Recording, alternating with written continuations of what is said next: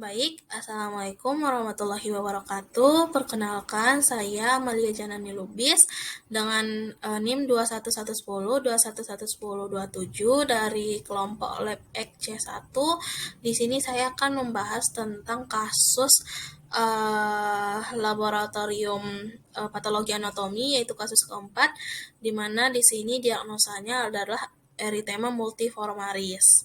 Nah, yang pertama di sini ada definisi tentang erythema multiformis adalah reaksi hipersensitivitas pada kulit yang seringkali dipicu oleh infeksi. Nah, erythema multiformis ini ditandai dengan munculnya lesi kulit kemerahan. Nah, kondisi ini bersifat akut, tidak menular, dan biasanya dapat sembuh dengan sendirinya tanpa menimbulkan komplikasi. Nah, selanjutnya untuk etiologi, ini kurang lebih gambaran dari kemerahan ataupun erythema multiformaris pada tubuh pasien. Nah, etiologinya itu beberapa jenis infeksi yang bisa memicu terjadinya erythema multiformis. Nah, beberapa infeksinya yang pertama pada infeksi virus, itu seperti ada herpes simplex, kemudian ada Epstein-Barr, kemudian varicella zoster, kemudian virus lainnya. Kemudian pada bakteri, contohnya itu ada Mycoplasma pneumoniae, kemudian ada Neisseria meningitidis, kemudian ada Treponema pallidum, dan juga atau Mycobacterium avium complex. Kemudian untuk infeksi jamur, di sini ada Histoplasma capsulatum, kemudian ada Coccidioides, kemudian ada Dermatophytes. Kemudian untuk infeksi parasitnya itu ada seperti Toxoplasma gondii ataupun Trichomonas. Nah, pada etiologi erythema multiformis juga pada beberapa kasus ini bisa dipicu oleh penggunaan obat-obat tertentu.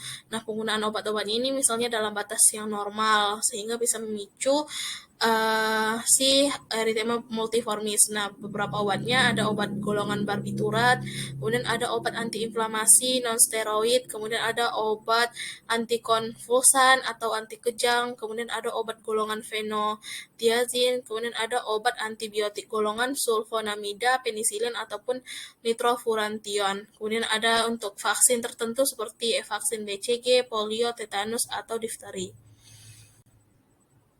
Selanjutnya ada faktor risiko. Nah, walaupun bisa terjadi pada semua golongan usia, si erythema multiformis ini sering ditemui pada usia 20-40 tahun. Nah, selain itu, seseorang yang memiliki riwayat penyakit herpes ataupun menggunakan obat-obat tertentu seperti yang saya sudah jelaskan di slide sebelumnya, itu bisa menderita gangguan sistem kekebalan tubuh, kemudian kanker juga memiliki risiko untuk mengalami erythema multiformis. Selanjutnya ada gejala klinis, di mana di sini bisa didapatkan lesi pada kulit, misalnya ciri-cirinya berwarna kemerahan yang berkembang menjadi papul ataupun lesi kulit yang menonjol dan lebih tinggi dibandingkan area kulit sekitarnya. Kemudian memiliki inti di tengah, terkadang bisa muncul lepuh dan kerak di bagian tengah papul, kemudian terasa gatal ataupun terbakar. Nah, bisa kita lihat tadi ada gambarnya, di mana di tengahnya itu ada papul. Kemudian ada timbulnya itu di badan, di wajah, leher secara simetris. Umumnya lesi pertama kali muncul itu di daerah punggung, tangan kaki, punggung tangan ataupun kaki, kemudian menyebar ke tungkai hingga mencapai badan. Nah, umumnya lesi yang terjadi ini mengenai kurang dari 10% area kulit tubuh. Nah, untuk penegakan diagnosisnya, maka dokter akan menanyakan keluhan dan gejala yang dialami, yaitu melakukan anamnesis terkait dengan riwayat kesehatan, termasuk riwayat penyakit infeksi dan penggunaan obat-obatan sebelumnya. Kemudian selanjutnya dokter akan melakukan pemeriksaan fisik, yaitu pemeriksaan kulit, di mana di sini dokter akan mengamati warna, bentuk, ukuran, dan persebaran lesi. Nah, erythema multiformis ini umumnya didiagnosis melalui tanya jawab dan pemeriksaan pada kulit. Namun untuk mengetahui lagi penyebab atau kondisi yang mungkin mencetuskan erythema multiformis, dokter akan melakukan pemeriksaan lanjutan seperti biopsi kulit, kemudian untuk tes darah juga dilakukan.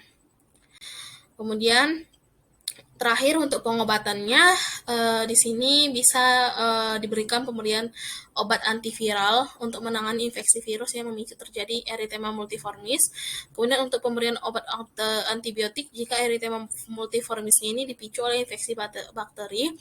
Kemudian untuk menghentikan dan mengganti pilihan obat jika disebabkan oleh penggunaan obat tertentu. Nah, untuk meredakan gejala ataupun keluhan erythema multiformis bisa diberikan obat-obatan antihistamin ataupun dan juga kortikosteroid topikal untuk mengatasi gatal. Kalau obat kumur yang mengandung antiseptik ini untuk mengurangi rasa tidak nyaman pada mulut dan tenggorokan. Kemudian kortikosteroid oral ini bisa dipertimbangkan untuk meredakan peradangan yang terjadi pada erythema multiformis yang berat. Baik, saya rasa cukup sekian yang presentasi yang dapat saya sampaikan. Berikut referensi yang saya gunakan. Baik, kurang lebihnya saya mohon maaf. Assalamualaikum warahmatullahi wabarakatuh.